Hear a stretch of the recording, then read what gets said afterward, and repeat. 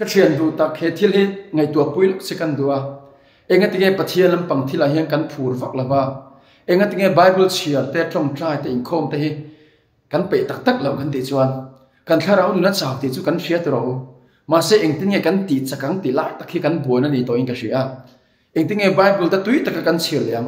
eng tinge nuam te tak tlom trai te kan be liam eng tinge in khom te lam te phu tak kan ti liam thil dang ani lo galatia bunga chang som pasare khan ti sa chuan tharau adawa tharau pu in ti sa do na lama cha ka ti chuwang chuan unaw to poimo em chu kan ti sa na chom thin hi ho tu thlai la chu tiang thil kan en te kan ngei ven te chu thlai la kan hriat me lai kan tharau nun chu ti chakin om do na lo chu chu ni mi tam tak chuan pathian lampang thila phur te kan chaka lam tu te kan chaka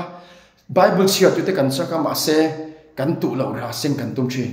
o kan boi pui lo ra te seng kan tum thin kan the lo ra te seng kan tum thin galatia bung chang sere khan bumin om su u pathian chu hu si chen la ve chu te ro chu mi in athi apia a seng don si ati chu bang chuan ho tu kan the ra kan en ra kan ngai kha ra zet ni kan seng thin ti hi shela o pathian lampang thil te hi unaw tu ho tu tuang u kan phone athe kan en tam ro se chu ta chuan kan en tam na chuan kan ngai tu na pathian lama hruai na omanga pathian lampang thila kan phur ze don lo ho tu bible te hi tui tak kan siar tui thena turatan poimo chumo tharau thin so mo Korinthon khat bum hi chang so khala chuan mishing thu te chu mishing rel ru chu om vek lo chu na shilo chu tiang chen pathian tu thu te chu pathian tharau chu na shafi lawati chuan chuan poimo chu bible ka chiar dong pon tharau thin so mo chu tharau thin kan so ma tharau thin min sir ti ro min chiar pui ro min shil fi ro ting kan so ma chu ta chuan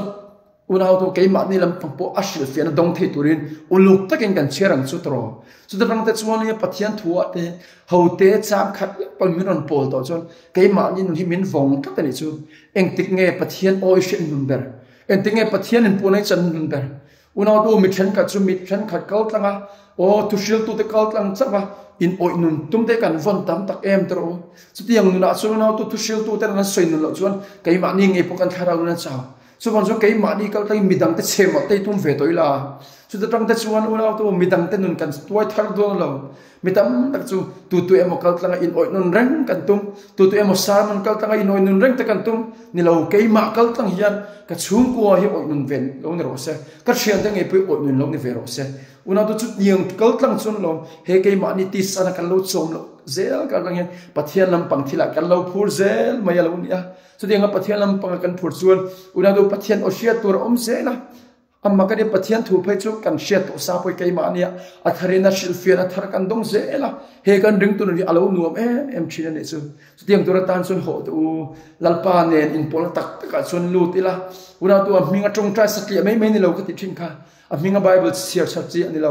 he ke ma ni nun tak tak kai ma ini in phal na zel angyan pathian lampang thil kan lo phura kan lo tui thina lo chuta chun ha so na kan muwa ta chun dam na kan muwa ta chuan khamu na kan lo hu thi ho to pathian lampang thil phur zel turin pathian lampang thia hian ho to hallelujah eng tika tang khan nge pathian oi ka shin hun bera eng tika thang nge pathian in pura hi ka chan hun ber te in chutila pathian hi ngai ne chak thaleng chu chuan ni kan tharau ni ti hallelujah ti hadama ti chol thini pathian lampang thila ho toi phur thar le u chumi tur tan chuan kan ti san chom thei thil la ka hi interfere la tharau lampang thil kan boi pui pole unaw tu tira chong kan tui nga lo mai thei bible chiar te po kan tui nga lo mai thei ma se kan lo chiar tui ta to do ne ta tak chuan ni kan ti sana ti ni min om tel tar kharawa kan lo om nga pathian lampang thil te kan lo phura nga pathian lampang thila te ti nuam tak kan lo om do na lo ho tu chong ni christian ringot ni lo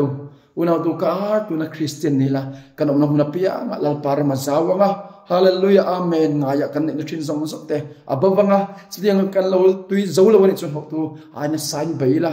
a tru chon songai trong tra ten pe yu songai trong tra hina tum per chu he kan ti sana ti thi ni unaw tu kan ti sana kan ti thi to pha chon kan tharau na chak thina hallelujah chu ni trong tra na po hina tum chu ti sana the khopa trong tra hin tuma ma se mitam takhi chu kan trong tra lo ni lo ma se kan ti sana ka thim man lo